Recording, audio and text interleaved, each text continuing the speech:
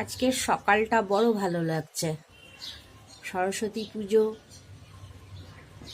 দূর থেকে সানাই ভেসে আসছে, পুজো হচ্ছে, কন্টিনিউ একটা সানাইয়ের আওয়াজ শুনতে পাচ্ছি। ভারী ভালো লাগছে আজকের সকালটা। সেই ছোটবেলাকার সরস্বতী পুজোর কথা মনে পড়ে যাচ্ছে। সানাইটা শুনতে পাওয়া যাচ্ছে। রোদ্দুরটাও বেশ ভালো উঠেছে, ঠান্ডাটা কমে গেছে এখন।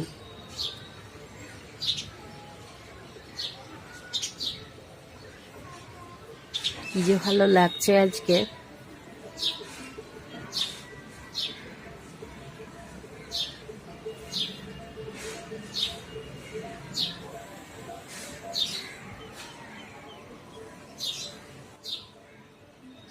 জানি না সানাইটা এতে কতটা উঠছে।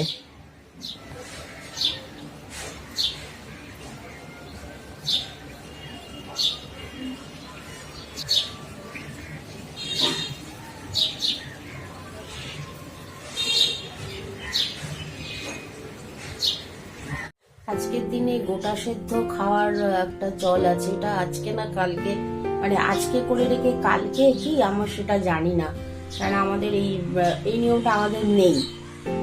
সরস্বতী পুজোর দিন পরের দিন সম্ভবত আজকে করে রেখে কালকে খাওয়া, নাকি কাল করে রেখে আজকে খাওয়া, এটা ঠিক মনে করতে পারছি না, যেহেতু এই নিয়মটা আমাদের নেই। মনে করলে খাওয়াই যায়, কেননা সবজি, গোটা গোটা সবজি সেদ্ধ, ওটা শরীরের জন্য তো খুব ভালো।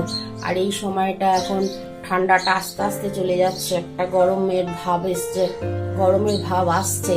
এমনি তো কদিন একটু ওয়েদারটা চেঞ্জ হয়েই গেছে।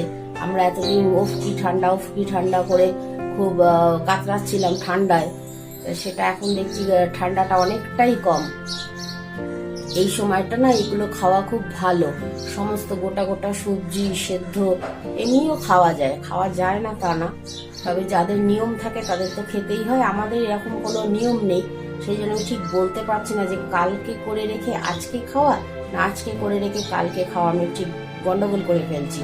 যাই হোক, সে আজকে খাওয়া হোক বা কালকে খাওয়া হোক, যাদের নিয়ম থাকে তাদের তো খেতেই হয়। আর এমনিও শরীরের জন্য এটা খাওয়া ভীষণ ভালো। একদম গোটা গোটা সমস্ত সবজি, ওটা সেদ্ধ জাস্ট বোধহয় নুন দিয়ে সেদ্ধ করতে হয়। শরীরের জন্য খুব ভালোও লাগে খেতে। গোটা সেদ্ধ ভালোবাসি, অন্যান্য জায়গায় খেয়েছি, বান্ধবীদের বাড়িতে টাড়িতে আমি এগুলো খেয়েছি, বাট আমাদের এই নিয়মটা নেই বলে আমাদের করা হয় না। দেশনায়ক নেতাজি সুভাষচন্দ্র বোসের জন্মদিন আজকে, ওনাকে শত কোটি প্রণাম। আজকের দিনটা একটু অন্যরকম লাগছে, ভালো লাগছে খুব। সেই ছোটবেলাকার কথা খুব, প্রত্যেক বছর সরস্বতী পুজোর দিন আমার সেই ছোটবেলাকার কথা খুব মনে পড়ে। সেই স্কুলে যাওয়া, প্রথম শাড়ি পরা, আর বাসন্তী রঙের শাড়ি, ওর দিনগুলোই আলাদা ছিল। সব মিস করি এখন এই বয়সে এসে। সবার সরস্বতী পুজো খুব ভালো কাটুক। টাটা।